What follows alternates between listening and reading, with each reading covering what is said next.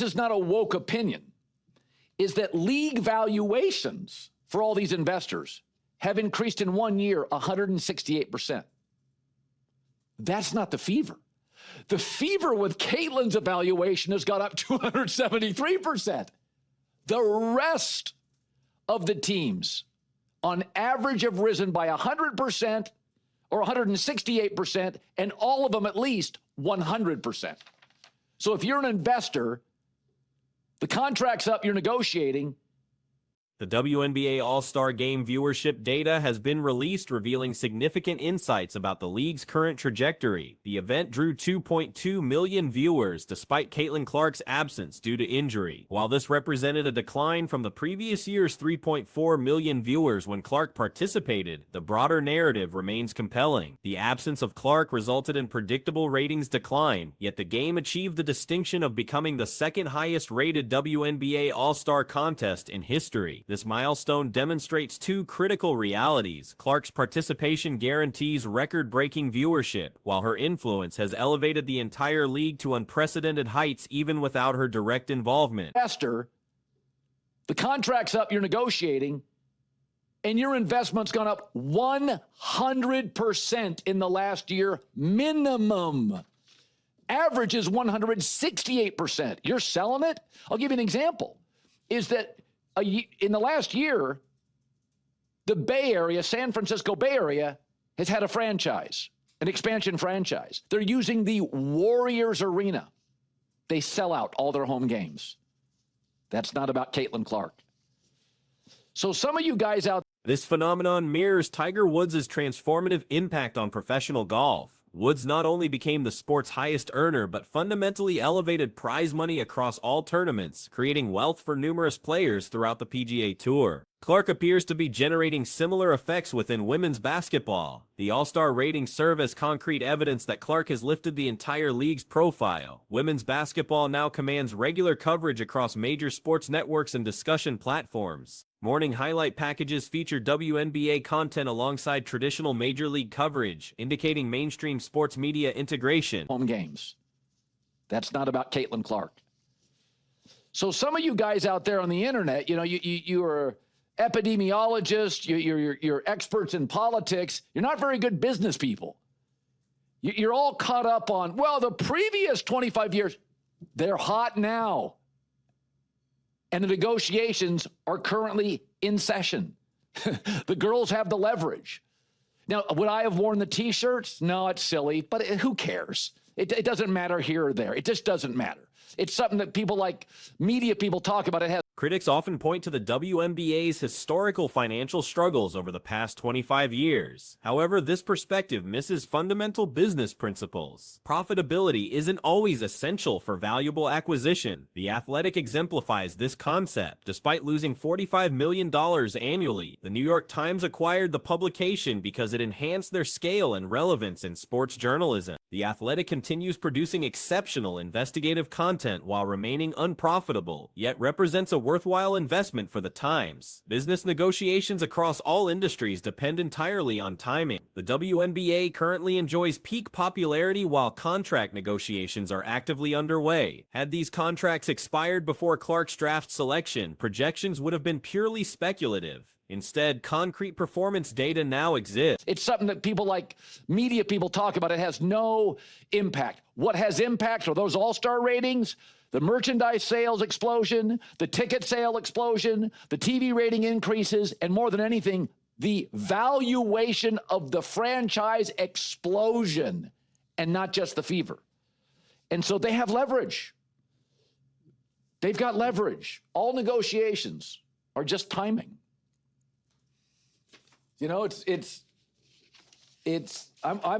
sitting there. 2 consecutive All-Star games provide compelling evidence. One established new records, while the other achieved the highest ratings in 19 years, despite missing the league's biggest star. Additionally, league valuations have increased dramatically across the board, not just for teams directly associated with Clark. Overall, franchise valuations have risen 68% within a single year. The Indiana Fever, Clark's team, experienced a 73% valuation increase. However, even teams without direct Clark connections saw minimum 100% increases, with the average reaching 168%. These numbers represent substantial returns for investors during active contract negotiations. Recent expansion demonstrates the league's broader appeal beyond individual players. The San Francisco Bay Area received a new franchise utilizing the Warriors Arena with complete sellouts for home games. This success occurs independently of Clark's direct influence, indicating genuine league growth. Some observers focus excessively on historical performance rather than current momentum. The league's present popularity coincides perfectly with ongoing negotiations, providing players with significant bargaining power. While certain protest methods may seem questionable, they have minimal impact on core business metrics. The factors driving leverage include all-star ratings, merchandise sales growth, ticket demand increases, television viewership improvements, and most importantly, franchise valuation explosions extending beyond individual teams. These elements create genuine negotiating strength. Even arguments suggesting Clark represents the sole driving force miss the broader point.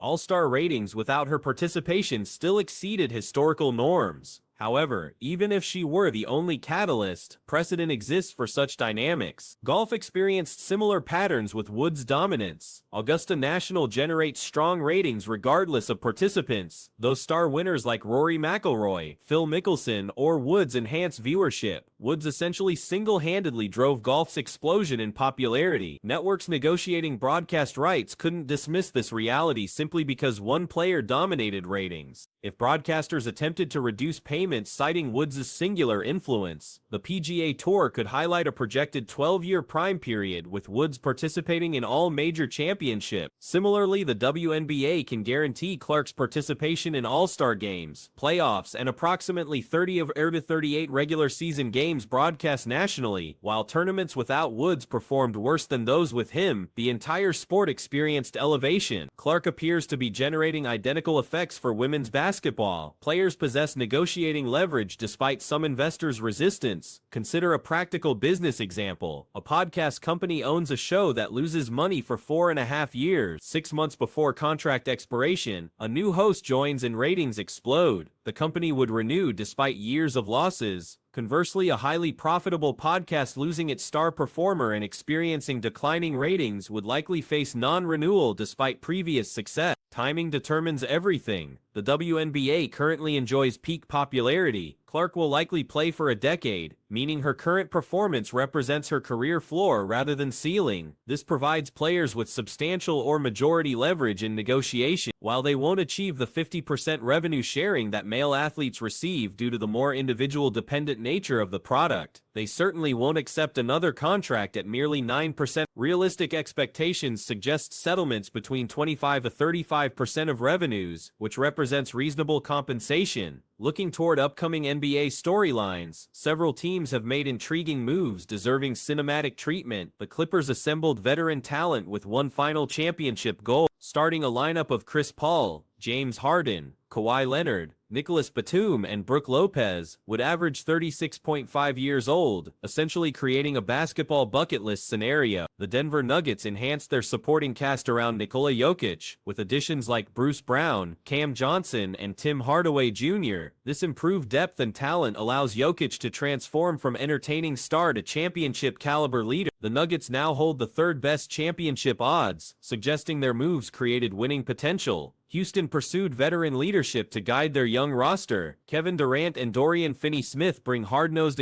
Golden State represents the opposite approach, making zero significant moves during the offseason. Stephen Curry turns 37, Draymond Green is 35, and Buddy Hield is 30. The team hasn't advanced past the second round since their 2022 championship, yet they're asking Curry to carry an increasingly heavy load without additional support. The Los Angeles Lakers added Marcus Smart and DeAndre Ayton but created a roster that doesn't match LeBron James's timeline or championship window. James faces potential retirement after this season, making these additions feel disconnected from realistic title aspirations. The recent WNBA All-Star Weekend concluded with minimal attention given to actual basketball performances. Despite notable events like Sabrina Ionescu's three-point contest and her competition against Stephen Curry, the skills challenge, New York Liberty's success, and Team Kier's victory over Team Clark in the All-Star game, These athletic achievements received virtually no discussion. Instead, controversy and off-court disputes dominated all conversations surrounding the league. Sports commentators Jason Whitlock and Colin Cowherd prepared extensive commentary for the weekend's event. Their ability to speak candidly stems from their independence from ESPN, which previously would have restricted their commentary freedom.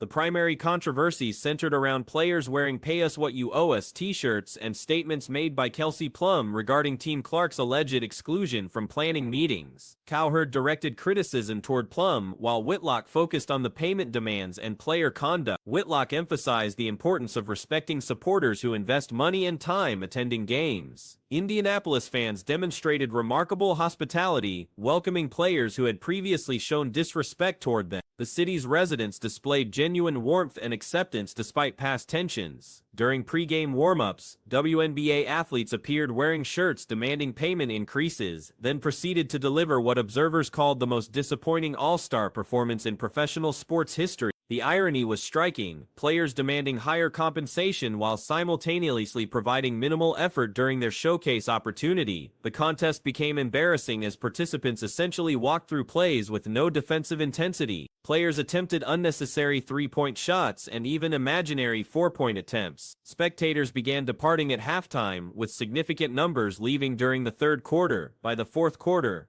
approximately 25% of the arena had emptied. Indianapolis represents the WNBA's most passionate fan base, the same supporters some players had previously labeled as racist. These devoted fans attended in large numbers throughout the weekend, with many acknowledging this as the league's best all-star celebration ever. Yet players responded by delivering in lackluster performance. The contradiction was glaring, demanding payment while providing minimal effort. Players essentially mocked the sport they claimed to love, transforming a major celebration into a disappointing spectacle. This behavior directly contradicted their financial demands. Ownership reactions remain crucial since players refuse to compromise on their 50% revenue-sharing demand. The reluctance to publicize specific numbers suggests embarrassment about the magnitude of their request. While increases from 9% to 15% or 20% might seem reasonable, jumping from 9% to 50% appears excessive. Regarding the Kelsey Plum situation, Cowherd questioned why anyone would criticize Caitlin Clark, who transformed the league's fortune. Before Clark's arrival, teams traveled on budget airlines where passengers paid for water and flew in bright-colored aircraft. Now they enjoy private jet transportation. The analogy was clear. If joining a band elevated accommodations from Motel 6 to the Ritz-Carlton, complaints should remain private. The transformation from budget motels in questionable neighborhoods to luxury hotels in premium shopping districts should generate gratitude, not grievance. Players deserve compensation increases beyond the current 9%, and they possess negotiating leverage. However, repeated missteps damaged their position. Clark specifically rescued them from uncomfortable airline experiences, making criticism particularly inappropriate. Greater unity supporting Clark instead of undermining her would likely earn more ownership respect. Current player behavior probably generates laughter rather than sympathy during negotiation. Recent reporting by ESPN's Ramona Shelburne revealed that discussions about the protest shirts occurred over multiple days. Players finalized their decision during Saturday morning breakfast, which few Team Clark members attended due to the early time-in. This contradicts Plum's claims about exclusion. Sources indicated that Arike Ogunbowale, Brianna Stewart, and Aja Wilson visited Team Clark's preparation area before the game to ensure participation and consensus. However, the group arrived with over 20 shirts already prepared. The meeting scheduling at 8:30 a.m. Saturday morning explains low Team Clark attendance, especially considering their previous night's activities. The contradiction between Plum claiming nobody attended while Shelburne's sources say somebody did raises questions about accuracy. Whether to trust anonymous reporting or direct player statements remains unclear. The discrepancy highlights ongoing communication problems within the league's leadership structure and player relationships. Trading opportunities appear restricted, with leadership seemingly satisfied with existing personnel choices. No visible pressure affects coaching staff or administrative leadership, indicating employment stability throughout the organization. The original strategy appeared focused on constructing through veteran guidance, though this method hasn't achieved intended outcomes. Information suggests roster building emphasized different players rather than optimizing Angel Reese and Camila Cardoso's capabilities. The approach seemed concentrated on recognizing veteran veteran contributions, while permitting others to mature around established players, producing disappointing results. Present minute allocation creates excessive pressure on Angel Reese, with 35 to 40-minute appearances becoming routine. Her involvement compensates for roster weaknesses, but this workload generates physical stress. Her age suggests preventing unnecessary dangers, making total recovery the priority before returning. The franchise's wise strategy would require prolonged rest until achieving complete health restoration. Similar consideration should extend to Atkins and Onyenwere's circumstances. While supporters want to see all three players competing together, Chicago's attention should stress properly developing Marina Mabre, Haley Van Lith, Camila Cardoso, and Angel Reese. The priority must transition toward nurturing younger talent through suitable development methods rather than hastily returning players prematurely. This extended perspective serves the organization's optimal interests going forward.